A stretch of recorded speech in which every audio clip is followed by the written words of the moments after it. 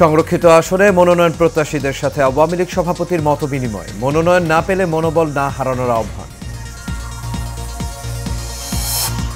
আজ পহেলা ফাল্গুন, ঋতুরাজ বসন্তের প্রথম দিন। বাসন্তী উৎসবের সাথে পালিত হচ্ছে বিশ্ব ভালোবাসা দিবস। বাংলাদেশে আশ্রয় নেওয়া মিয়ানমারের ৩৩০ জন নাগরিককে ফেরত পাঠানো হবে কাল, জানালো বিজিবি। এবং হিন্দু সম্প্রদায়ের অন্যতম ধর্মীয় উৎসব সরস্বতী পূজা আজ। মন্দির ও শিক্ষা প্রতিষ্ঠানে চলছে বিদ্যার দেবীর আরাধনা।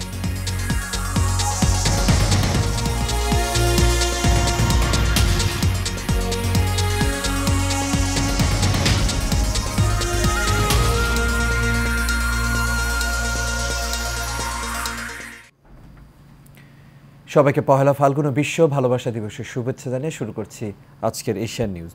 দর্শক, সঙ্গে আছি আমি আনোয়ার রাজ। এতক্ষণ শুনছিলেন বিআরবি কেবল ইন্ডাস্ট্রিজ লিমিটেড সংবাদ শিরোনাম। এবার চলে যাচ্ছি পুরো খবরে।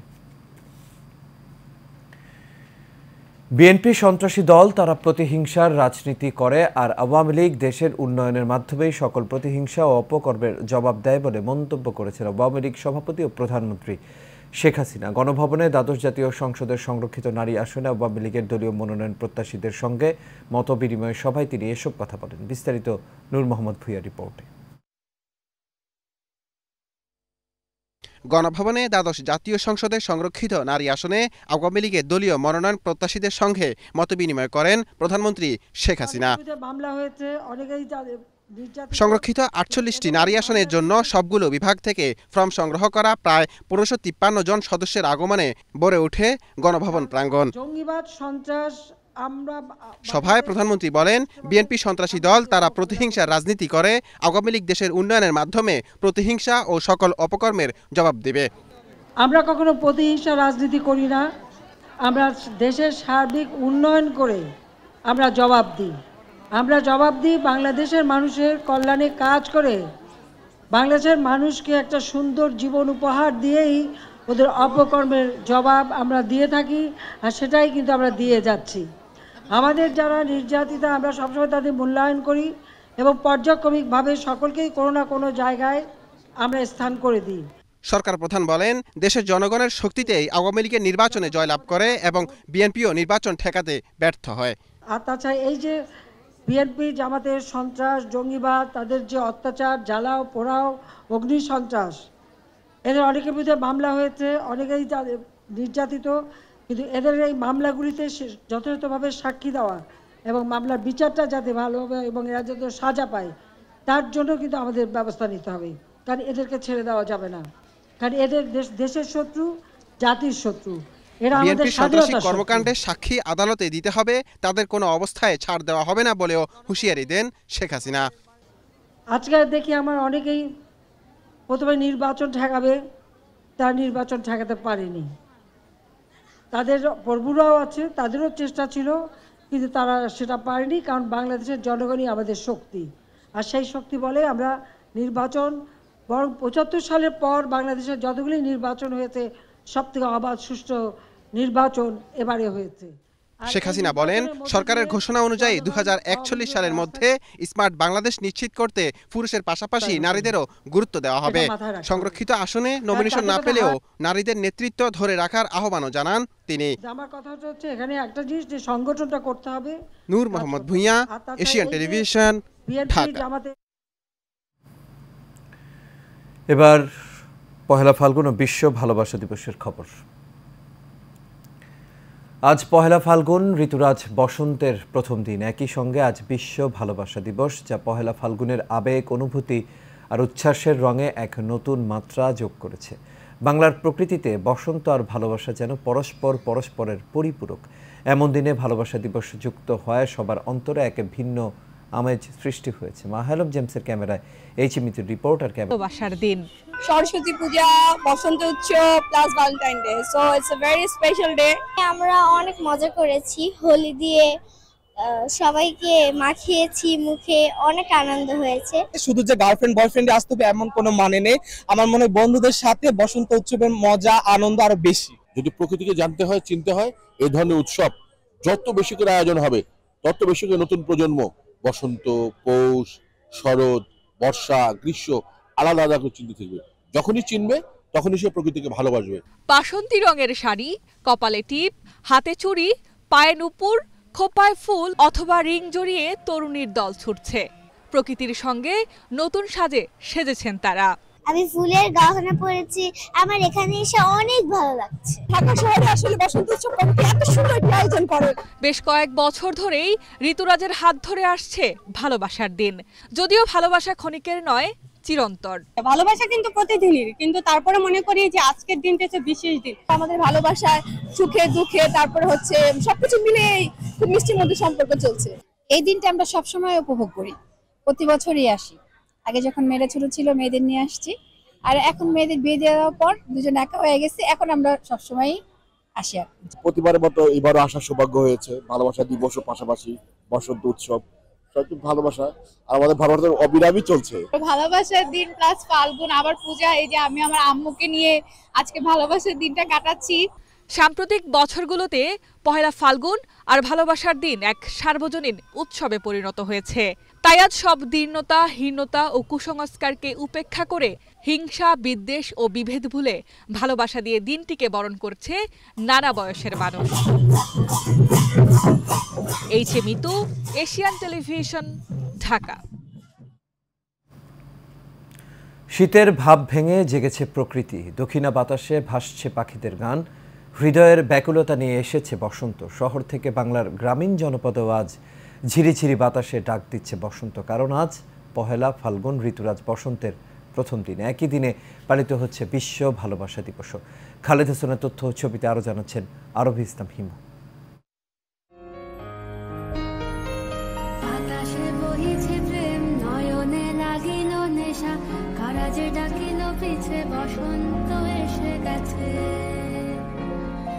ষড়ঋতুর বাংলায় শীতের জরাজীর্ণতাকে ঝেড়ে অপরূপ রূপে প্রকৃতিকে সাজাতে আসছে ঋতুরাজ বসন্ত। তারই সংকেত দিতে ফুটেছে আগুনরাঙা লাল শিমুল ফুল।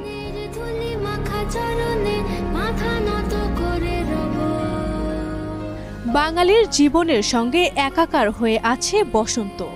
শহর গ্রামের মানুষের ঘুমন্ত মন জেগেছে পহেলা ফাল্গুনের আনন্দের দিনে। তাই বসন্ত উৎসব শুধু একটি উৎসব নয়, এর সঙ্গে জড়িয়ে আছে বাংলার গৌরবময় ঐতিহ্য। বসন্ত বাঙালি জাতির একটা জীবনের অংশ। এই অংশতে কবি সাহিত্যিকরা অনেক কবিতা লিখেছেন এই বসন্ত নিয়ে। বসন্ত আমাদের জীবনে আশীর্বাদ নিয়ে আসে। বসন্ত আসলেই মনে রং লাগে, গাছে ফুল ফোটে, পাখিরা গান গায়। আসলে বসন্ত মানেই তো চারদিকে শ্বাস রব।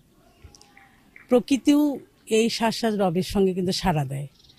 বসন্ত প্রাকৃতিকভাবে একটা পরিবর্তন নিয়ে আসে, ঠিক একইভাবে কিন্তু আমরাও পরিবর্তন হয়ে যাই এই বসন্তের সাথে সাথে। বসন্ত এসে গেছে আমাদের মাঝে ভালোবাসা ছড়িয়ে দিতে। বসন্ত মানে আমরা বুঝতে পারি যে ভালোবাসার একটা আগমন ঘটেছে, ভালোবাসা নিয়ে বসন্তের আগমন। প্রকৃতিতে আগের মতো ধরা দেয় না বসন্ত, তবে বৃক্ষরোপণ সহ কৃত্রিমতা পরিহার করলে তবে বসন্তের স্বরূপে ফেরার সম্ভাবনার কথা জানান এই শিক্ষাবিদ। পরিবেশের উপর আবার ফিরে আসতে হবে, পরিবেশ বান্ধব হতে হবে। আজকে উরু উরু মন, ফুরফুরে মন, বসন্ত আসছে। এখন যখন প্রকৃতিতে আমরা দেখতাম ফুলের গাছ, ফুল ফুটছে, তখন আমাদের সত্যিকার মনে হতো যে আজ ফুল ফুটুক বা না ফুটুক, আজ বসন্তকাল, এটা আমাদের মনে হতো আর কি। জীর্ণ শীর্ণ পাতায় এসেছে সবুজের সতেজতা। পাতা ঝরা দিনের শেষে বসন্তের বাগান সেজেছে নতুন সাজে। প্রকৃতির এই পরিবর্তন, ঋতুর এই বৈচিত্র্যকে নগর জীবনে উদযাপনের জন্য আরও উদ্যোগ ও পরিকল্পনা নেয়ার পরামর্শ দিয়েছেন নিসর্গবিদরা। আরবি ইসলাম হিমু, এশিয়ান টেলিভিশন। প্রেম মানে না কোনো বাধা, তাই মাঝে মধ্যেই ধর্ম, জাতি, বয়স সব কিছু উপেক্ষা করেই দুজন মানুষ একজনে পরিণত হয়। কিন্তু সম্প্রতি দেশের প্রেক্ষাপটে কিছু প্রেম এবং বিয়ে নিয়ে নেটিজেনরা ঝড় তুলছেন সামাজিক যোগাযোগ মাধ্যমে। এসব ঘটনা সমাজে বিরূপ প্রভাব ফেলবে বলে মন্তব্য করেছেন বিশেষজ্ঞরা। কাউসার আহমেদের রিপোর্টে থাকছে বিস্তারিত।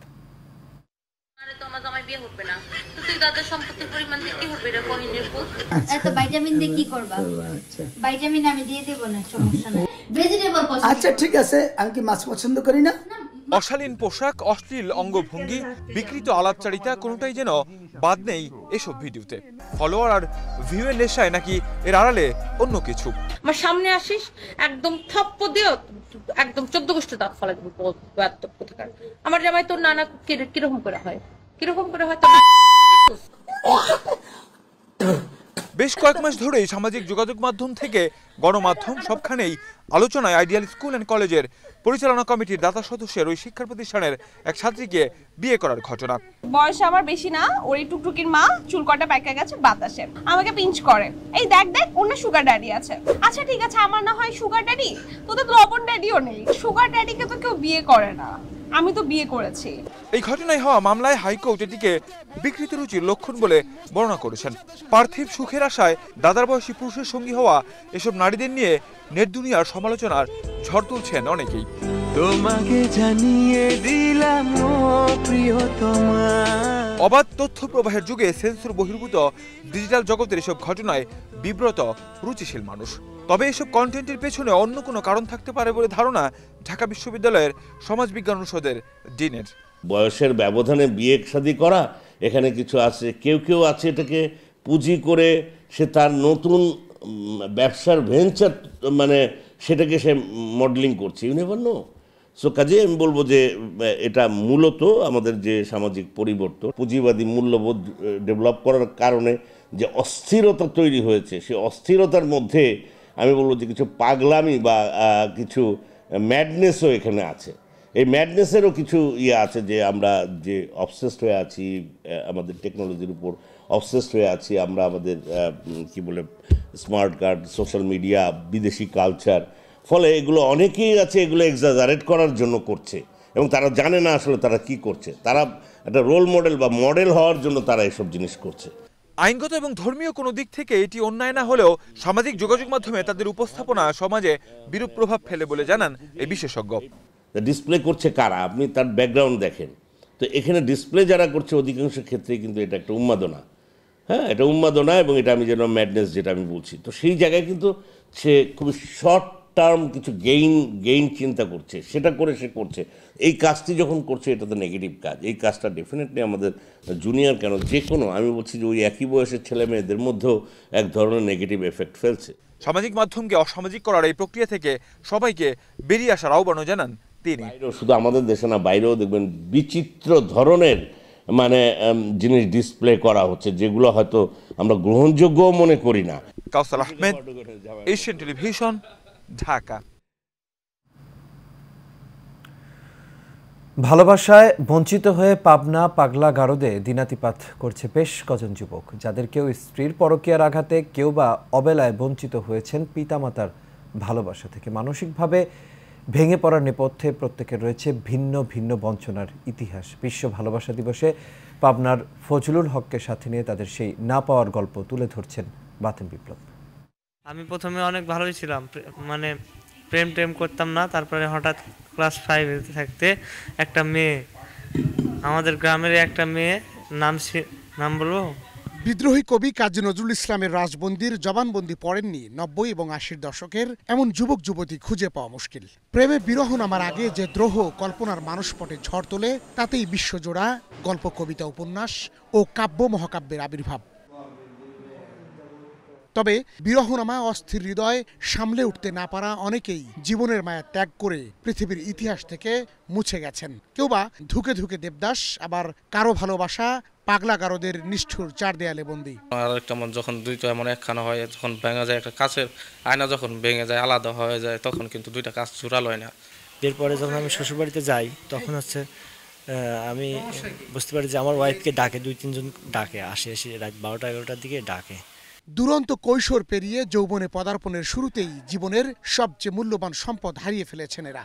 বাবা মা, আত্মীয় স্বজনদের স্নেহ ভালোবাসার পরিবর্তে এদের স্থান হয়েছে পাবনা মানসিক হাসপাতালের বিছানায়। ছোটবেলা থেকে বাবার আদর পাইনি, তো ছোটবেলায় বাবা, আমার যখন বয়স 3 বছর 6-7 মাস, তখন আমার বাবা বিদেশ চলে যায়।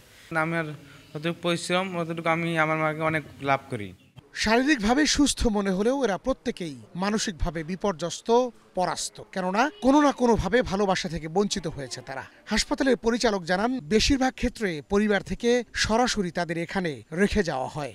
এই অসুখের কারণে পরিবার থেকে বিচ্ছিন্ন হয়েছে, কিছু রোগী থাকে যারা এই অসুখের কারণে বিবাহ বিচ্ছেদ প্রাপ্ত হয়েছে, এরকম অল্প কিছু রোগী পাওয়া যায়। বেশিরভাগ রোগী তাদের পরিবারে থাকে এবং সেখান থেকে এখানে আসে। এখানে সংখ্যাটা যাই হোক, বাস্তবে ভালোবাসায় বঞ্চিত হওয়া ভবের পাগলের প্রকৃত সংখ্যা কারোরই জানা নেই। যারে ভালোবাসলাম সে তো হইল না আপন রে, হইল না আপন। বাতেন বিপ্লব, এশিয়ান টেলিভিশন, ঢাকা। যাচ্ছে ভিন্ন প্রসঙ্গে। বাংলাদেশে আশ্রয় নেওয়া ৩৩০ জন মিয়ানমারের নাগরিককে কাল হস্তান্তর করা হবে। বৃহস্পতিবার সকালে তাদের মিয়ানমার কর্তৃপক্ষের কাছে হস্তান্তর করবে বর্ডার গার্ড বাংলাদেশ বিজিবি জানায়, বৃহস্পতিবার সকাল ৮টার দিকে বিজিবির সার্বিক তত্ত্বাবধানে নৌবাহিনী জেটি ঘাটে বাংলাদেশে আশ্রয় নেয় ৩৩০ জন মিয়ানমার নাগরিককে দেশটির কর্তৃপক্ষের কাছে হস্তান্তর করা হয়।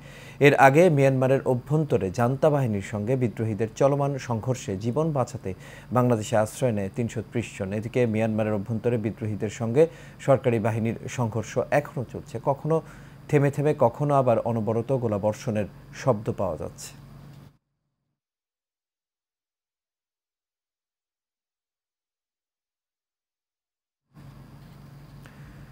বিদ্যার দেবী সরস্বতী এক হাতে বীণা আর অন্য হাতে বই, সঙ্গে বাহক রাজহাঁস, এই রূপে এসেছেন শিক্ষার্থীদের বিদ্যা, জ্ঞান আর সুরের বরদান নিয়ে।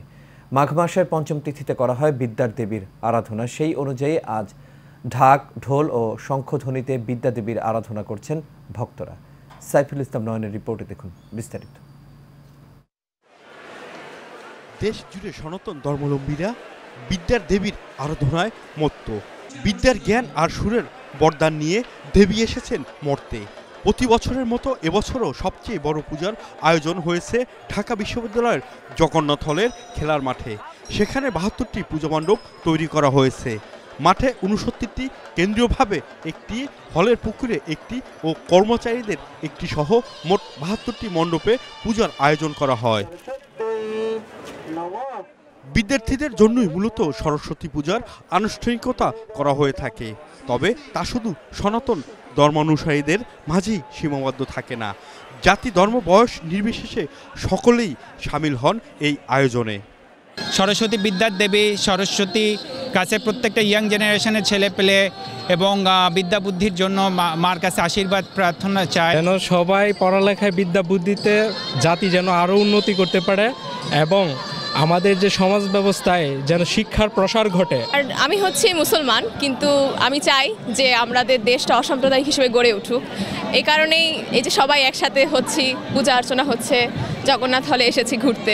আমরা যাতে আরও ভালো করে ভালো অবস্থানে যেতে পারি, এই কারণে বিদ্যা দেবীর কাছে আসা। মা সরস্বতী যাতে আমাদের সকলের মনোবাসনা পূরণ করে, এটাই আমাদের আশা ভরসা। সনাতন ধর্মীয় বিশ্বাস অনুযায়ী জ্ঞান ও বিদ্যার দেবী তার আশীর্বাদের মাধ্যমে মানুষের চেতনাকে উদ্দীপ্ত করতে প্রতি বছর আবির্ভূত হন ভক্তদের মাঝে। এই পূজা বাঙালির পূজা, সনাতন ধর্মাবলম্বীদের একটি অন্যতম বৃহত্তম পূজা। এই পূজার সাথে সকল ধর্মাবলম্বীরাও এই উৎসবে অংশগ্রহণ করে। এটাই বাঙালির চেতনা, অসাম্প্রদায়িক বাংলা চেতনা, অসাম্প্রদায়িক বাংলাদেশ বিনির্মাণে এই পূজা উৎসব বাংলাদেশের প্রগতিশীল মানুষকে, গণতান্ত্রিক মানুষকে আরও শানিত করবে বলে আমি দৃঢ়ভাবে বিশ্বাস করি। সাইফুল ইসলাম নয়ন, এশিয়ান টেলিভিশন, ঢাকা। জাতির পিতা বঙ্গবন্ধু শেখ মুজিবুর রহমানের জন্ম না হলে এ দেশ স্বাধীন হতো না, আর দেশ স্বাধীন না হলে দেশের গণমাধ্যমও প্রতিষ্ঠিত হতো না বলে জানিয়েছেন বঙ্গবন্ধু সৈনিক লীগের সভাপতি এবং এশিয়ান গ্রুপ ও এশিয়ান টেলিভিশনের চেয়ারম্যান বীর মুক্তিযোদ্ধা আলহাজ মোহাম্মদ হারুনুর রশিদ সিএপি। গতকাল শিল্পকলা একাডেমিতে দৈনিক দেশের পত্রপত্রিকার 14তম প্রতিষ্ঠা বার্ষিকী অনুষ্ঠানে এই কথা বলেন তিনি। এ সময় অনুষ্ঠানে তিনি আরও জানান, এখনও দেশে বিএনপি জামায়াত অপপ্রচার চালাচ্ছে, তাই গণমাধ্যমকে এই অপপ্রচার রোধে ভূমিকা রাখতে হবে বস্তুনিষ্ঠ সংবাদ পরিবেশনের মাধ্যমে।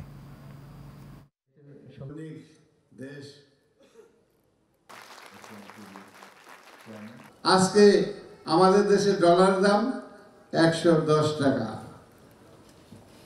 সরকারিভাবে, আর পাকিস্তান হলো 280 টাকা। প্রত্যেকটা জিনিস আমাদের থেকে 5 গুণ দাম। আল্লাহ তাআলা কত আমাদেরকে ভালো রাখছে। যদিও আমাদের এই রাশিয়া ইউক্রেনের যুদ্ধে ডলারের দামটা বেড়ে গেছে, শুধু আমাদের দেশে না, সারা বিশ্বে এই অভাব সারা বিশ্বে চলছে। তার মধ্যে মাননীয় প্রধানমন্ত্রী চেষ্টা করতেছে কিভাবে এই দেশকে অর্থনৈতিক সর্বদিকে ভালো রাখার জন্য চেষ্টা করতেছে। এশিয়ান টেলিভিশনের বেশ কয়েকটি গাড়ি ভাঙচুরের ঘটনা ঘটেছে। নিকেতন সোসাইটির এ ব্লকের 2 নম্বর সড়কের 74 নম্বর ভবনের বাসিন্দা সাইকা সুলতানা এই ঘটনা ঘটিয়েছে বলে নিশ্চিত করেছে ওই ভবনের নিরাপত্তা কর্মী। শনিবার রাত 2টায় ওই নারী 2 নম্বর সড়কের 60 নম্বর ভবনের আশপাশের রাস্তায় পার্ক করে রাখা অন্তত 5টি গাড়ি ভাঙচুর করে। এই সময় অন্যান্য ভবনের বেশ কয়েকটি গাড়ির লুকিং গ্লাস এবং ওয়াইপার সহ গাড়ির বিভিন্ন স্থানে দেশি অস্ত্র দিয়ে আঘাত করে। এতে এশিয়ান টিভি ও আশপাশের ভবন মালিকদের বেশ কয়েকটি গাড়ির বিভিন্ন অংশ ভেঙে যায়।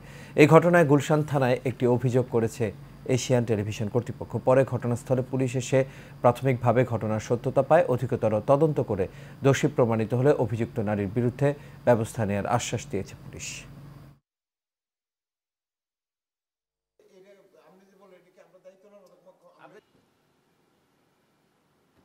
খালি গায়ে উদা মধ্যে দেখছি যে ভাঙছে। কে ভাঙছে? তার নাম কি? ভাঙছে তো ম্যাডাম, সাইকা ম্যাডাম। চিল্লাচিল্লি হয়েছে, গাড়ি ভাঙা যায়নি। Very well. এবং যে গাড়ির কাজ দুইটা পাশের যে কাজটা, ওইটা যেটা দেখছি সেটা আপনার গাড়ি না, এশিয়ান টিভি নয়। হ্যাঁ, আচ্ছা, আপনি নিজে খুব ভালো জানেন ওখানে চিল্লাচিল্লি করে আসছি, কারণ আমি সোসাইটিতে প্রতিদিন চিল্লাচিল্লি করি।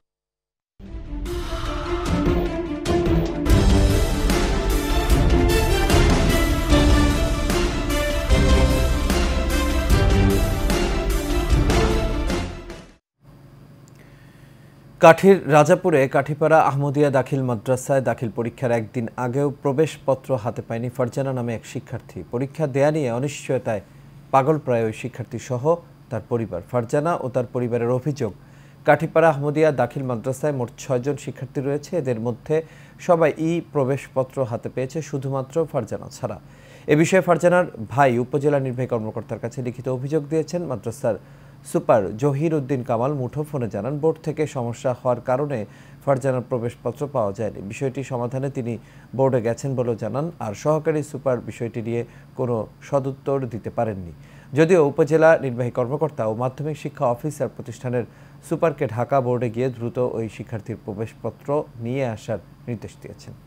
কিছু কইরো না, আমার সান্ত্বনা দিয়ে বাড়িতে পাঠানো হচ্ছে কাল যে তোমাদের ফর্ম ফিল আপটা রিটার্ন দেওয়া হবে, আগামী বছরের সব দায় দায়িত্ব নিবে। এই দায় দায়িত্ব নিলে কি আমার বোনের কি সবকিছু ঠিক হয়ে যাবে? কয় আমরা চেষ্টা করছি, কোনো হাতে আমাকে কিছু নাই, পরীক্ষা দিতেই পারবে না, ফর্ম ফিল আপ হয় নাই। ওর মিড এবং ফর্ম ফিল আপের ব্যাপারে আমার কোনো ভূমিকা নাই এবং এ ব্যাপারে আমার জানা নাই। এর অফিস কর্তৃপক্ষ যারা আছে, সুপার সাহেব এবং কেরানি, তারা এইগুলি ডিল করে থাকেন।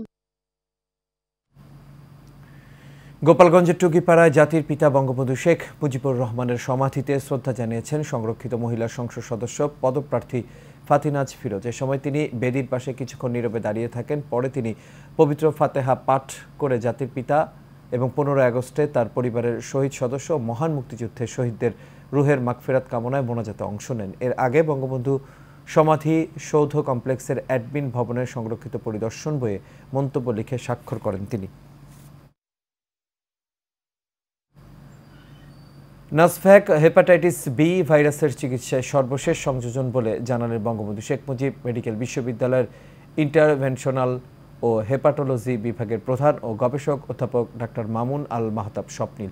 এটি একটি থেরাপিউটিক ভ্যাকসিন যা হেপাটাইটিস বি এর চিকিৎসায় নতুন সম্ভাবনার দুয়ার উন্মোচন করছে। মঙ্গলবার চট্টগ্রাম ফৌজদারহাটে Bangladesh institute of tropical infectious diseases হাসপাতালে একটি বৈজ্ঞানিক কার্যালয়ে কর্মশালায় প্রধান অতিথির বক্তব্যে তিনি এসব কথা জানান। পরে তিনি বলেন, দেশে উদ্ভাবিত প্রথম হেপাটাইটিস বি এর ওষুধ নাসভ্যাক। গাজীপুরের শ্রীপুরে মাওনা চৌরাস্তায় ব্যবসায়ী মালিক কল্যাণ সমিতির সংবাদ সম্মেলন অনুষ্ঠিত হয়েছে। সম্মেলনে লিখিত বক্তব্য পাঠ করেন সংগঠনের ভারপ্রাপ্ত সভাপতি শফিকুল ইসলাম মোরল। মাওনা চৌরাস্তা ব্যবসায়ী মালিক কল্যাণ সমিতির উদ্যোগে নুরুজ্জামান মাস্টারের সঞ্চালনায় সংগঠনের ভারপ্রাপ্ত সভাপতি শফিকুল ইসলাম মোড়লের সভাপতিত্বে এই সংবাদ সম্মেলন অনুষ্ঠিত হয়। সময় সাখাওয়াত হোসেন শামীম ও বাদল মোল্লার স্বঘোষিত কমিটিকে অবাঞ্ছিত ঘোষণা করেন তারা।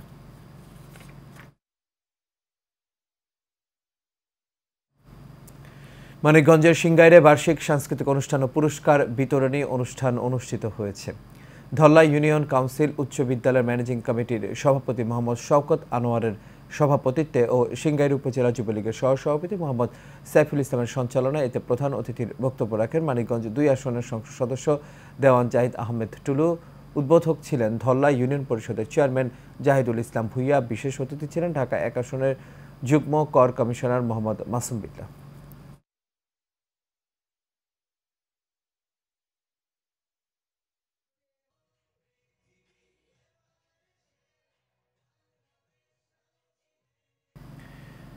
এক মাস পেরিয়ে গেলেও রাজধানীর বাড্ডা থেকে হারিয়ে যাওয়া মানসিক রোগী মোহাম্মদ ইসরাফিলের সন্ধান মেলেনি। গত মাসের 5 তারিখ বিকেলে আলাতুন্নেসা স্কুল এলাকায় বাড়ি থেকে বের হন তিনি। এরপর থেকেই তাকে আর খুঁজে পাওয়া যাচ্ছে না। এই ঘটনায় নিখোঁজের ভাই থানায় একটি সাধারণ ডায়েরি করেছেন। কেউ তার সন্ধান পেলে বাড্ডা থানায় যোগাযোগের অনুরোধ করেছেন নিখোঁজের পরিবার।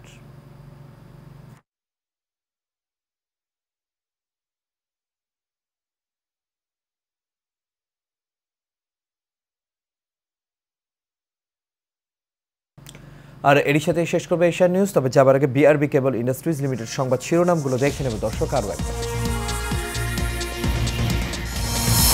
সংরক্ষিত আসনে মনোনয়ন প্রত্যাশীদের সাথে আওয়ামী লীগ সভাপতির মত বিনিময়। মনোনয়ন না পেলে মনোবল না হারানোর আহ্বান।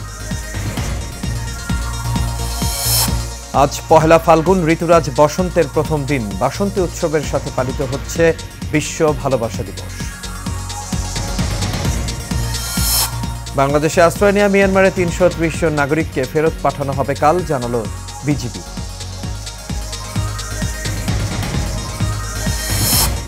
এবং হিন্দু সম্প্রদায়ের অন্যতম ধর্মীয় উৎসব সরস্বতী পূজা আজ। মন্দির ও শিক্ষা প্রতিষ্ঠানে চলছে বিদ্যার দেবীর আরাধনা।